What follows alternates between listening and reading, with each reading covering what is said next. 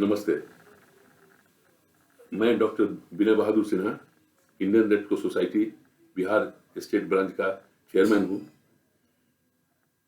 हमारे सभी माननीय रेड क्रॉस के सदस्यगण, आज मैं आपके समक्ष आया हूँ एक बहुत ही विषम विषय पर बातचीत करने के लिए। वह है कोविड-19 या कोरोना वायरस डिजीज। ये कोरोना वायरस डिजीज आज पूरे संसार में एक संक्रमण के रूप में, महामारी के रूप में चारों तरफ फैल गया है और संसार में, विश्व में आज लाखों लोग इसके संक्रमण में आ गए हैं तथा कुछ लाख लोग मर भी गए हैं। तो इस स्थिति में हम इसके विषय में कुछ जानकारी देना चाहते हैं कि कैसे हम इससे निजात पाएं। रेड क्रॉस एक मानवीय संस्था है जो बराबर जहां भी मानवता को चोट लगती है वहां रेड क्रॉस उठ के खड़ा हो जाता है और उसकी सेवा में लग जाता है। ये संक्रमण जो है ये वायरस से होता है और मानव से मानव में ये प्रसारित होता है। उसी के विषय में आज हम बात कर रहे हैं कि ये ड्रॉपलेट इन्फेक्शन से, ड्रॉपलेट से एक शरीर से दूसरे शरीर में प्रवेश कर जाता है। इसलिए हम जब भी खांसते हैं तो ड्रॉपलेट इन्फेक्शन के रूप में ये वायरस दूसरे जो ग्रसित नहीं है उनमें चला जाता है और उनको भी लक्षण देने लगता है। तो इसके लिए हम क्या कर सकते हैं, इसके विषय में आज जानना जरूरी है और ये जानना जरूरी है और लोगों को बताना जरूरी है, जागरूक करना जरूरी है कि कैसे इससे हम बचें। इसके लक्षण क्या क्या है, पहले तो ये जानना जरूरी है कि कैसे हम जानेंगे कि वो कोरोना का मरीज है, कोरोना उसमें हो रहा है, कोरोना होने की संभावना है। तो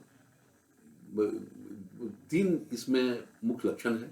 एक लक्षण है कि जो मरीज है उसको बुखार हो जाएगा, काफी उसको खांसी होगा, सूखा खांसी होगा और साथ साथ सांस लेने में दिक्कत अगर होगी। अगर इस तरह के मरीज अगर होते हैं, इनमें ये लक्षण हैं, तो उसे समझना चाहिए कि संभावित उसे कोरोना की बीमारी से संक्रमण हो गया है और उसमें हमें तुरंत क्या करना चाहिए। हमें चाहिए कि इसमें से अगर 2 लक्षण भी प्राप्त हो तो सबसे पहले आदमी को आइसोलेट अपने को करना है।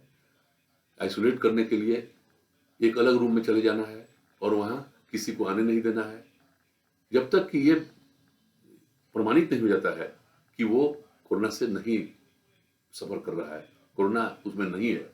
इसका इलाज जांच जब तक नहीं होगा तब तक नहीं पता चलेगा और जांच के द्वारा अगर पॉजिटिव पाया जाता है तो उसका इलाज भी होना चाहिए। अब हम आते हैं कि इसको कैसे हम बचें, इससे क्या क्या बचाव के तरीके हैं।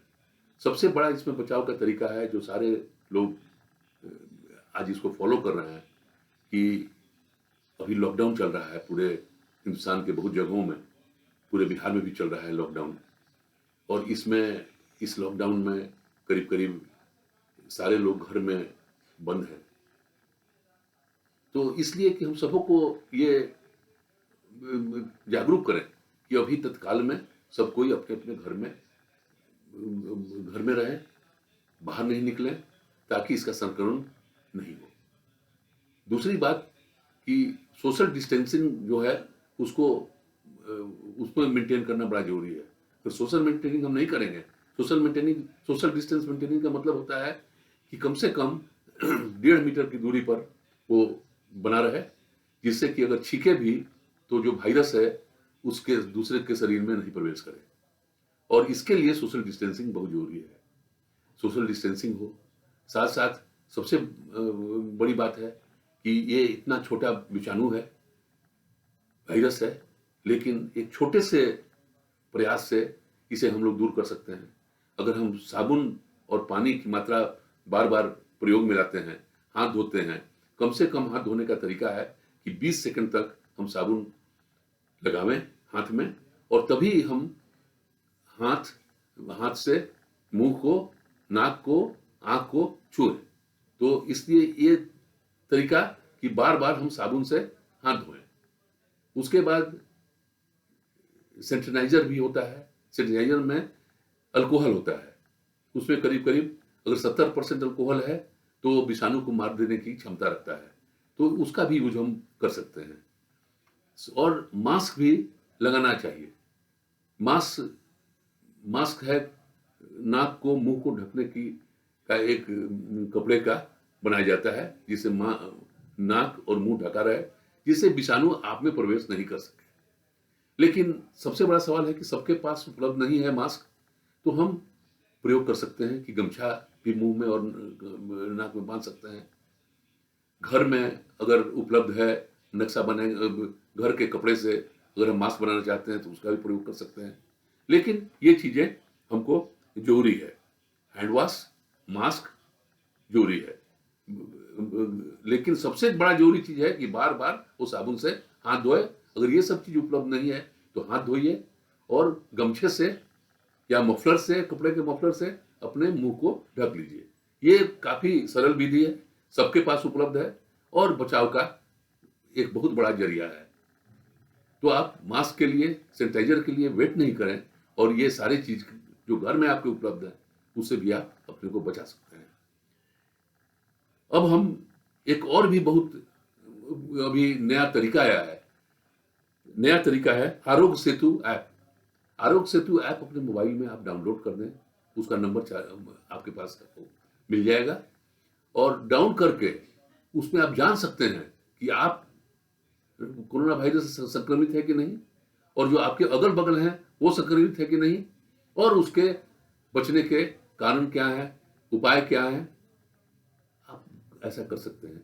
तो मेरा आप ज्यादा से ज्यादा लोगों को ये आरोग्य सेतु ऐप को आप फॉरवर्ड करें ताकि इसका बहुत ज्यादा प्रचार प्रसार हो सके। अब आप जानिएगा क्या इसका, अगर किसी को कोरोना वायरस डिजीज हो गया तो हम क्या करेंगे, क्या कौन सा इसका इलाज है। जानकारी के लिए आपको दे दें कि इसका कोई इलाज नहीं है। आप जो अपना केयर लीजिएगा यही सबसे बड़ा इलाज है, जागरूकता फैलाइएगा वही इलाज है। और इसके वैक्सीन निकलने वाले हैं, अगर वैक्सीन बन गया तो इलाज हो गया। तो ये सारे चीज को हम ज्यादा से ज्यादा लोगों में ये फैलावें और फैला के हम लोगों का जान बचावें।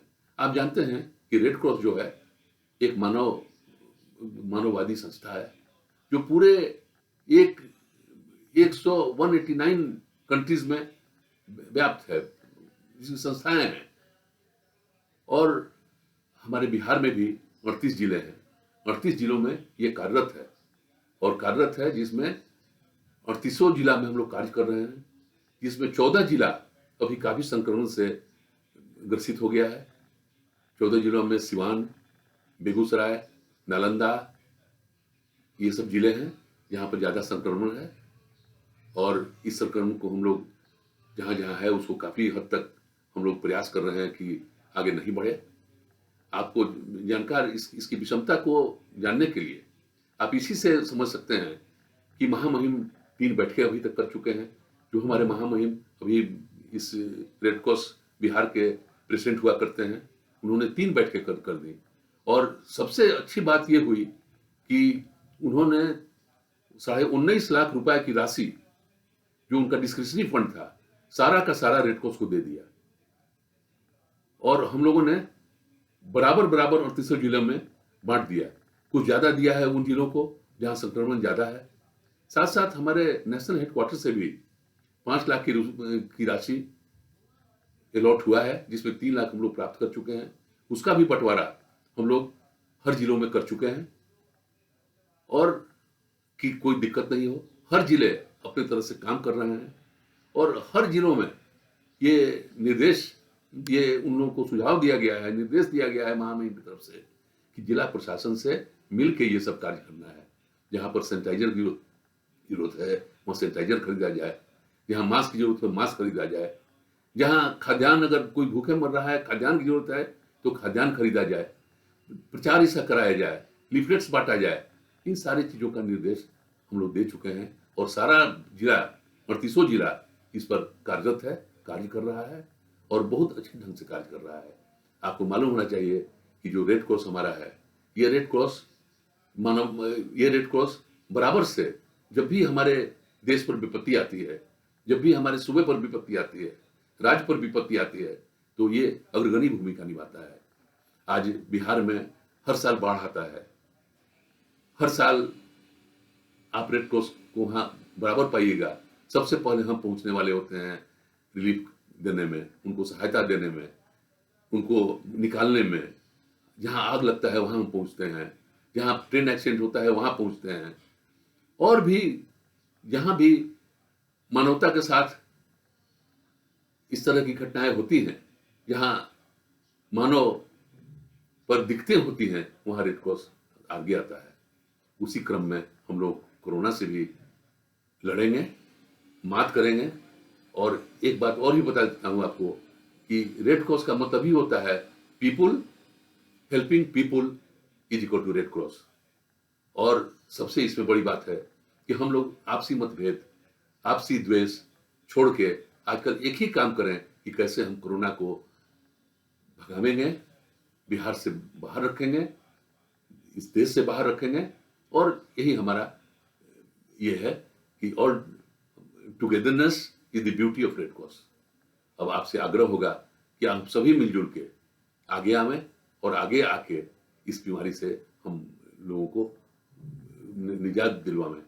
एक सबसे बड़ी बात एक ये भी है कि आपको ये भी मालूम होना चाहिए कि 22 ब्लड बैंकों का संचालन रेड क्रॉस करती है, और 22 तारीख जब से लॉकडाउन हुआ है तब से जो हम स्वेच्छा से रक्तदान शिविर लगाते थे उसमें भारी कमी आ गई है। लोग निकल नहीं पा रहे हैं घर से, इसलिए रक्तदान हो नहीं पा रहा है। और रक्त की बहुत आवश्यकता है, रक्त के बिना कैसे काम चलेगा। और ये जब होगा तब मानव ही एक दूसरे को मदद कर सकते हैं, जान बचा सकते हैं, अपना रक्त दे सकते हैं। तो इसलिए आप आगे आवें, स्वैच्छिक रक्तदान में भाग लें, लेकिन जो सोशल डिस्टेंसिंग का हमारा जो लक्ष्य है उसको ध्यान में रखते हुए 2 आदमी 3 आदमी आके आप लें। हम लोग ब्लड बैंक में बनाने जा रहे हैं कि अगर किसी व्यक्ति को घर पर भी खून देना हो उसकी व्यवस्था हम करेंगे। हम अगर कोई आ नहीं सकता है ब्लड बैंक में तो हम गाड़ी भेज के बुलवा लेंगे, लेकिन रक्त की उपलब्धता को जो उसका कड़ी है वो टूटने नहीं पावे। आप जानते हैं कि थैलेसीमिया के पेशेंट भी अगर हम खून नहीं देंगे तो वो जिंदा नहीं रहेंगे, खून ही उनकी जिंदगी है। इसलिए आप आवें, मेरी अपील है सबसे, पूरे बिहार के वासियों से कि जो स्वस्थ व्यक्ति हैं वो आके अब पहले जैसे खून देते थे उसी तरह दें। बहुत बहुत धन्यवाद आपके लिए। जय बिहार, जय भारत।